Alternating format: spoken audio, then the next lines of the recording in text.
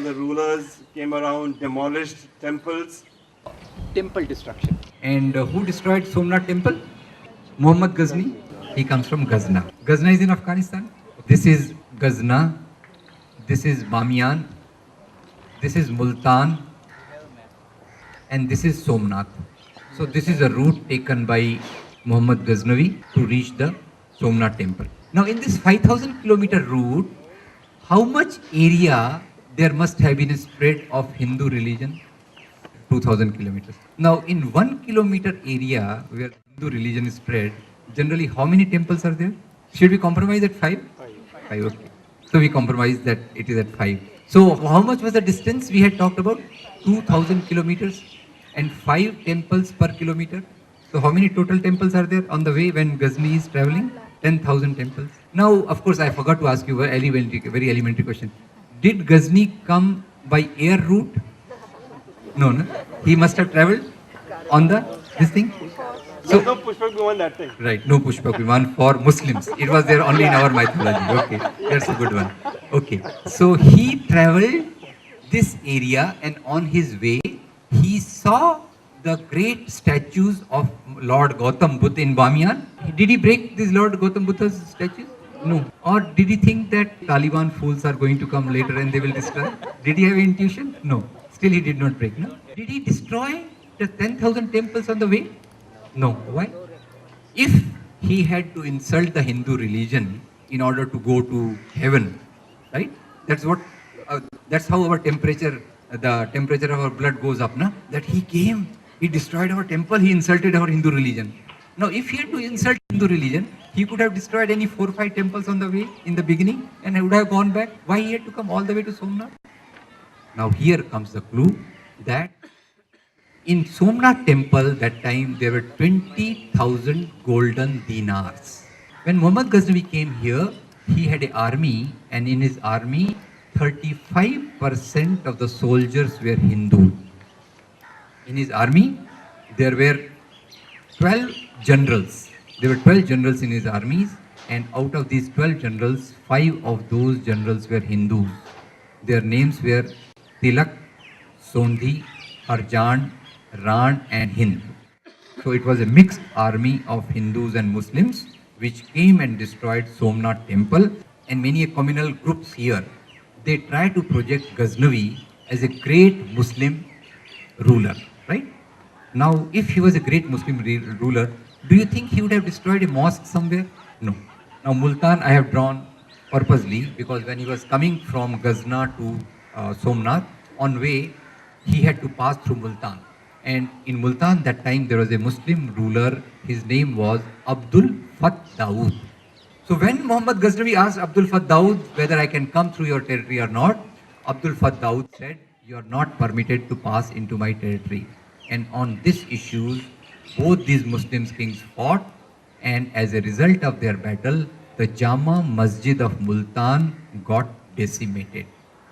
So the same person who goes and destroys a temple in Somnath has to destroy a mosque right in the way, right in the beginning. Now there is another Hindu king, his name was Raja Harshdev. He was ruling in Kashmir in 11th century.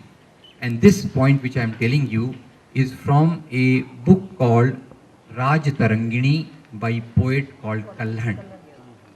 Kalhan in his book mentions that this Raja Harsh, during his tenure, he created a new designation, and the name of this designation was Devot Patan Nayak, an officer who uproots the idols of God.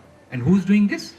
This is being done by a Hindu king. But remember, there is a unwritten clause there that don't destroy the statues made of stone. You have also only to uproot the statues which are made of gold and silver. In medieval times, many kings destroyed temples, mosques and churches. And they did this on selective basis. Only those temples, mosques and churches were destroyed which had a huge repository of wealth. Here I must point out that it was not only medieval times. even current times. Last month, I read a news item in our Bombay papers. I don't know whether you read it or not. There is a very famous temple there called Siddhi Vinayak Temple. Siddhi Vinayak Temple has a wealth of around 150 crores, mouth-watering wealth of 150 crores. And there are two groups which are competing with each other as to which group can corner more money out of that.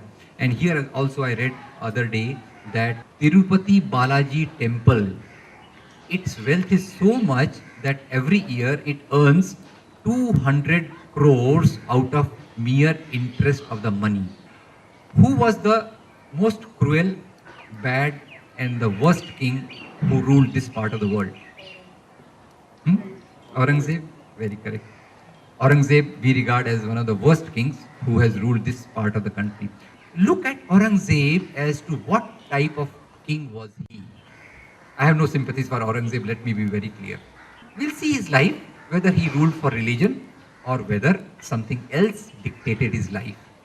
Now, to begin with, once the Nawab of Golconda, his name was Tana Shah. Tana Shah did not pay tribute to Aurangzeb for 3 consecutive years. And he said that there is a problem in his country, there is no proper crops, so people do not have money to give the tribute. Now Aurangzeb was very clever. He sent his spies to find out as to where is the wealth of Tana Shah. They found out that Tana Shah has hidden his wealth under a mosque in Golconda. Aurangzeb sent his army to destroy the mosque and to take away the wealth to his treasury in Delhi. So those people who think that Aurangzeb was a great Muslim king and an anti-Hindu king just have to think a bit about him. Now second episode about Aurangzeb, this I am quoting from a book, Feathers and Stone by Pattabi Sitaramaiah. Now once Aurangzeb was going from Delhi to Calcutta, and in his entourage there were 44 Hindu kings.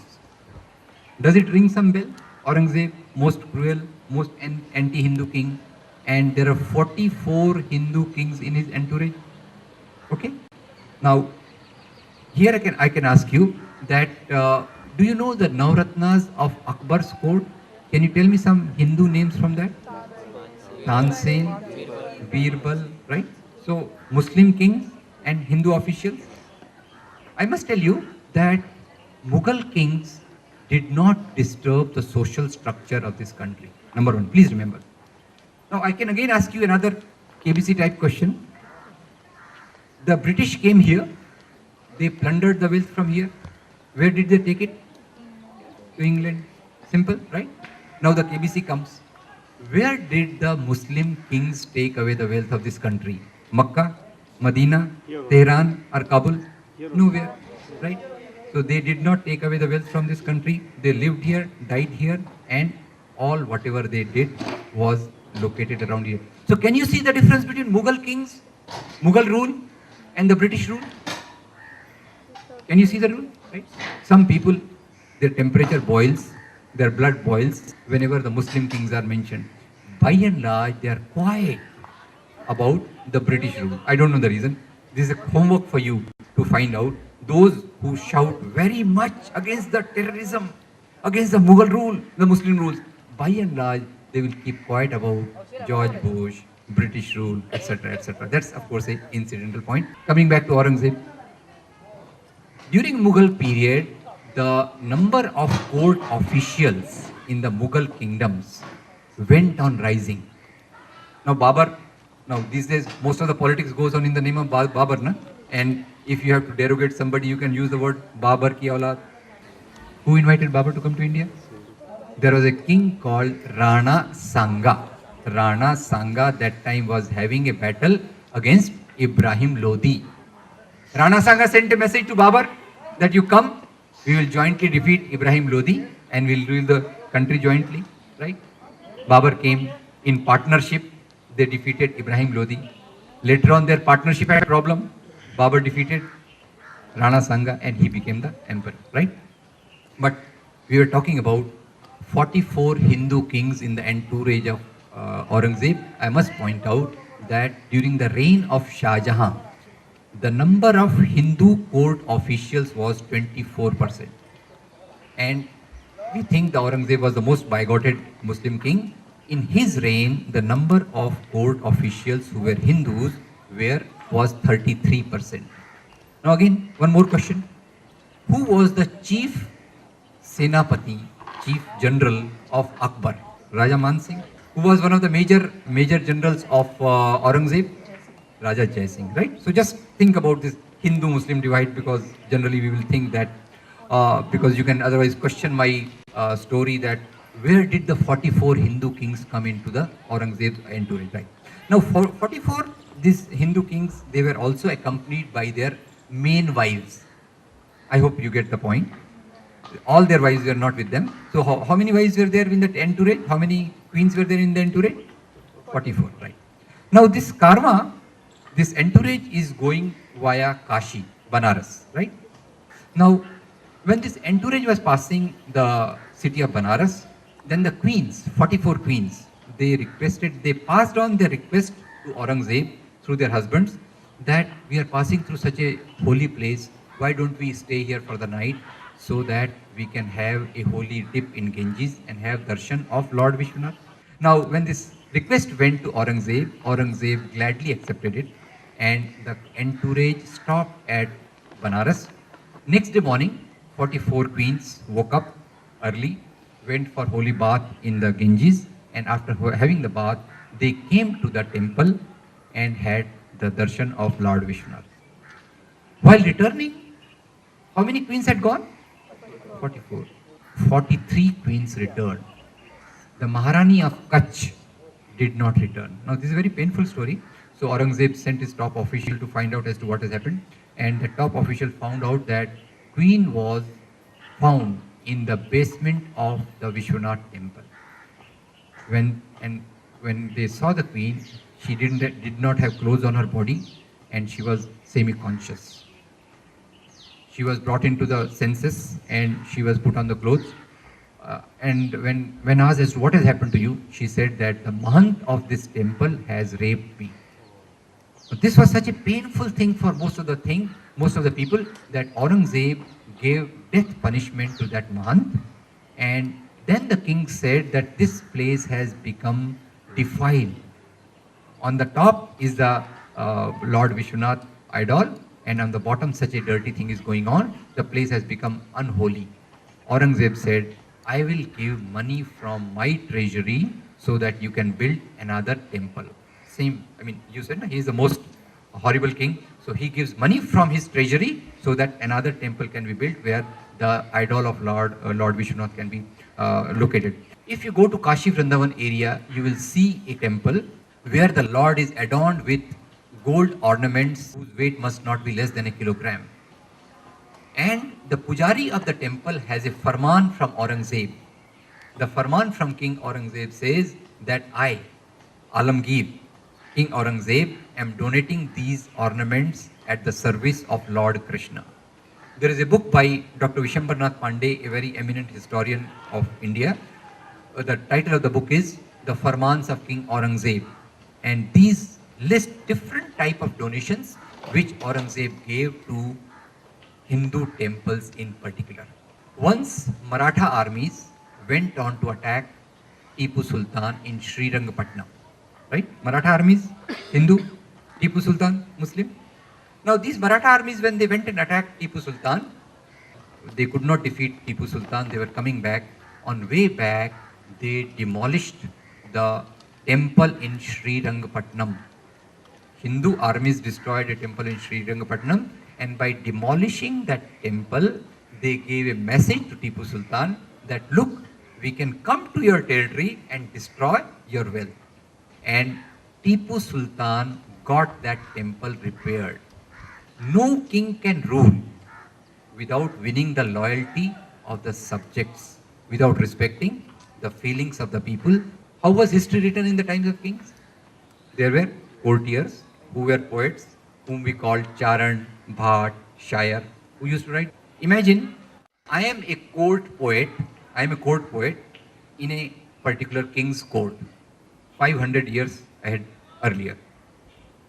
My king goes to the neighboring area, there is a war, and in the war, my king is successful in annexing that kingdom into his kingdom, right?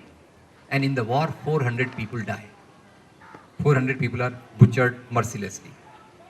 Now, I am the poet. I have to write the account of this. How will I write? Will I write that my king is so cruel that he killed 400 people to annex the neighboring kingdom? Will I write this? Why? If I write like this, what will happen? I will be the 401st, right? I will be the 401st. I will not write like this. So what will I write? My king is so brave.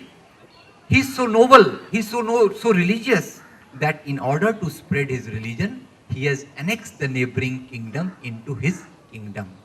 So all the annexation. Here, please note, jihad, crusade, dharma yuddha.